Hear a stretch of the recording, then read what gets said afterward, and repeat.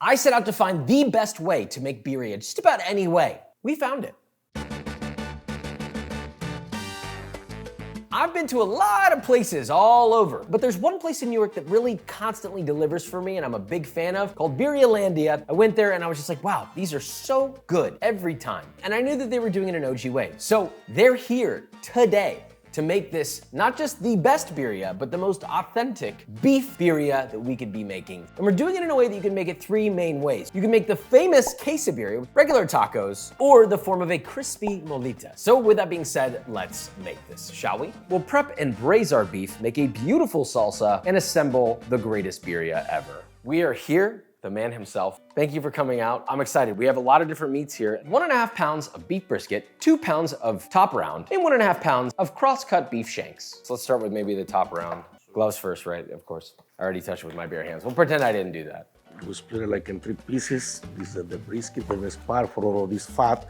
We use this fat to sear out the tortillas. And this is ready like this. We don't need to do anything. We use the sham for the bone to get more rich in the consomme. Season now with salt and black pepper. Searing time. So we'll preheat this medium high. We got a little bit of oil in there. Brisket goes in. Okay, so we're gonna sear all your beef. About 2 to 3 minutes per side so you get a little bit of browning on every side. Bring out the flavor, get a nice Maillard, flip and sear on every single side. Obviously you're gonna do this in batches, so next we got the 2 shanks going in, and then those are gonna get seared just on both sides, right? A couple of minutes, yep. Boom, boom, and then we move on to the next step.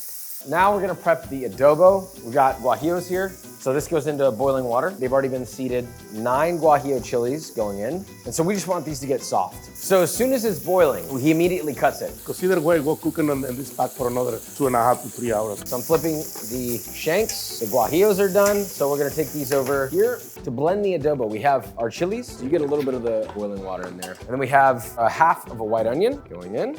8 cloves of garlic, 2 chipotle peppers, and adobo from the can. So this is the best version, let's be honest. 1/4 cup of tomato paste. The flavor is so tasty, so it's like a sweet in it. The traditional is a fresh tomato, but in the winter time, the tomatoes come not so good, and and the price gets so high. I was working with Italian restaurants, and I love it. So I try and I like it. The ingenuity of being a chef in a restaurant. I mean, I love that. And then a tablespoon of apple cider vinegar. Okay, so you're gonna add a little bit of the boiling water. Yeah, let's say 2. Just to loosen a little bit, okay? And then we're just gonna blend this still smooth? Yep. If you don't see any more pieces of chile guajillo or any seed, it's done. This is done? Yep. Okay, wow, so super easy. Oh, yeah. It smells amazing. Perfect.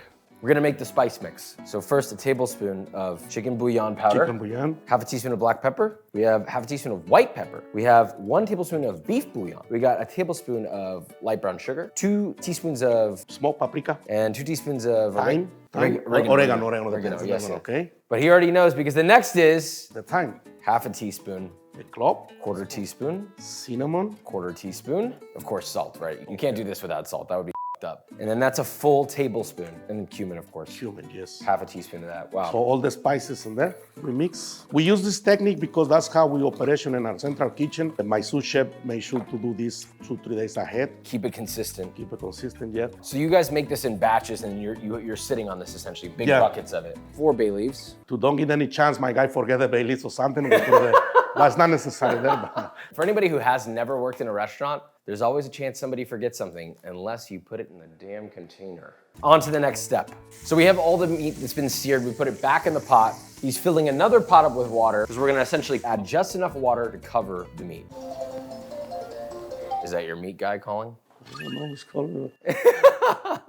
Okay, so we are essentially at a light boil. We have some scum rising to the top, so we have to skim that. Yep. So you go through the skimmer. Not everybody has one of these. If you only have a spoon, you can get a really big, ideally flat spoon. You essentially will hold it against the surface. You kind of run the spoon along and pick up some of the scum.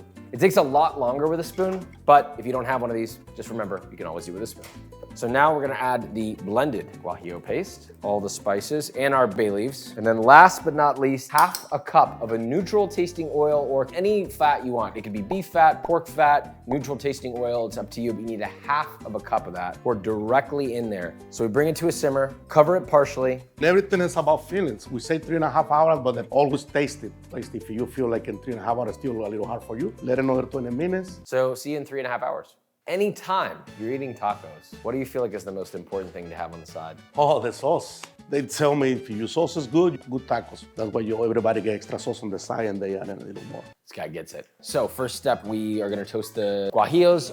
8 guajillo chilies are gonna go into a large stainless steel skillet. We are like medium lowish heat, and then we're just gonna toast these for like maybe a couple of minutes. Until we get very toast. And this is for chile de árbol. We can take it out when they're ready. At the time it's ready. So you have to be careful whenever you're toasting chilies like this because they can burn really fast. You don't wanna burn them. You kill the sauce. If your chilies is burned, it's bitter. Like, dead. It's better don't use this. If they're burned, start over. So maybe have a couple extra chilies on hand just in case. The árbol is ready. Smells like nutty, toasted, and you can see that there's a little bit of toast here. Not burned, but like a light sort of charring here. That's really what you want to look for. So you toast it properly, you cut a little bit of spice and get the flavor more consistent. Fair. This is ready too. Okay, beautiful. Once they're nice and toasted, a little bit of color on them, they smell toasty, we'll remove them from the pan so they don't burn. Yeah, then you put the tomatoes straight in. So we have 4 Roma tomatoes and 4 large. These are the biggest tomatillos I think I've ever seen. These are huge, mother of God. So you're gonna basically char these or sear them in a dry skillet, medium-high heat, 2 to 3 minutes on one side, flip, and 2 to 3 minutes on the other side. So you see, you sometimes feel like a tomato dance.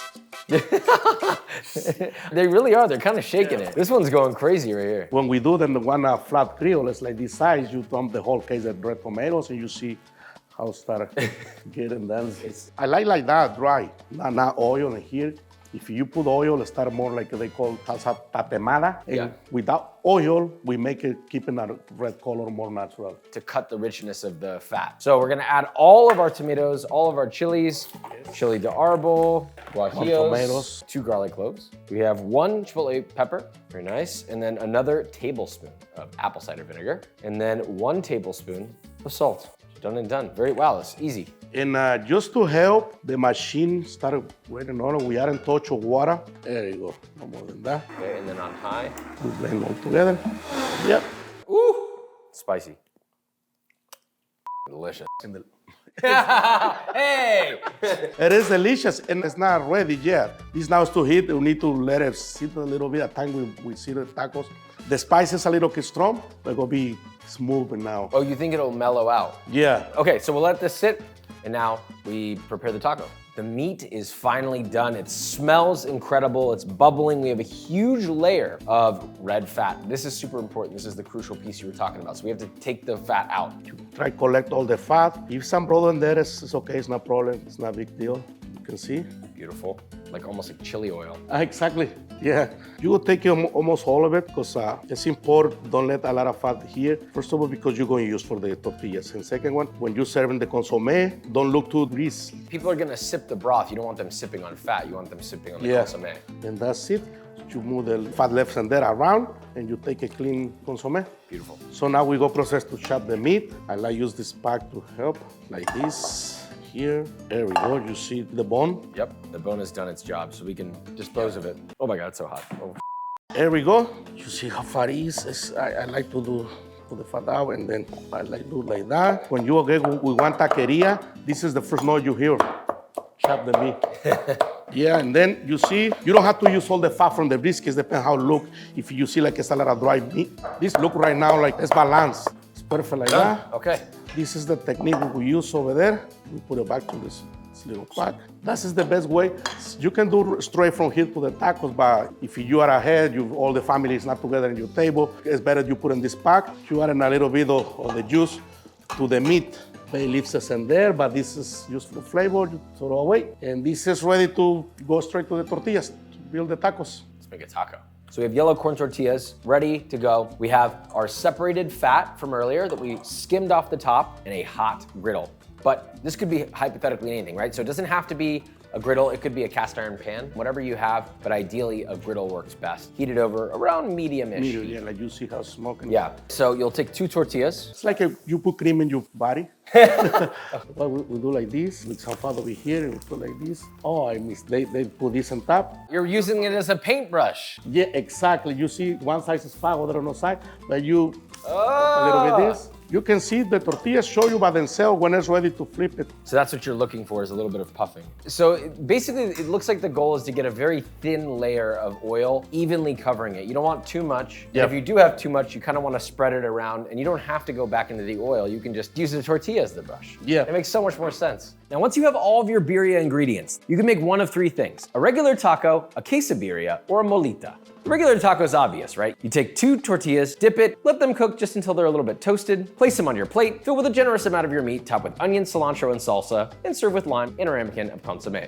Now to make a quesabirria, same thing. You have your toasted tortillas, but instead you're gonna put cheese, ideally shredded Oaxaca cheese, but if you can't find that, you can substitute it with shredded mozzarella. Let it melt, then add your meat and a nice drizzle of your salsa if you want, fold it over, and that's quesabirria. Now for a molita, you just let your tortillas sit long enough until they're really crispy, but not burnt, then add cheese. Once that's melted, add on your meat. Of course, again, a nice drizzle of your salsa, and top with another cheesy tortilla. That's essentially a molita. Then you cut that in half and serve it however you like. This looks beautiful. We have our consomme. We added a little bit of meat in there for a little surprise. Okay, dip. Oh my God. We designed this because soon you finish your tacos, steel brother, and your cup. We give a spoon to finish and everybody loves it. Now some people, they just buy the consomme without the tacos. They use like soup. So delicious, because anyone can take the ingredients and try to make a great birria. The technique and how you make it is what I love. Everything from the complexity of flavor in the consomme, which is the bedrock of flavor. That's so rich, so unctuous. The meat's cooked perfectly. I like that your meat isn't too oily. It's got texture, it's meaty. That's one of the things when I remember when I first had it when I was in New York, I was like, wow, this is great. But also the crispiness on the tortilla. The inside tortilla is like soft, pliable, nice. The exterior, you have this nice chew, crisp crunch. That's as important to crisp tortillas, still strong. Strong, like the flavor, like you. Birrialandia, you guys gotta go check them out. If you've never been, New York City, they're out there. Or you can make these tacos at home. Subscribe, see you next time.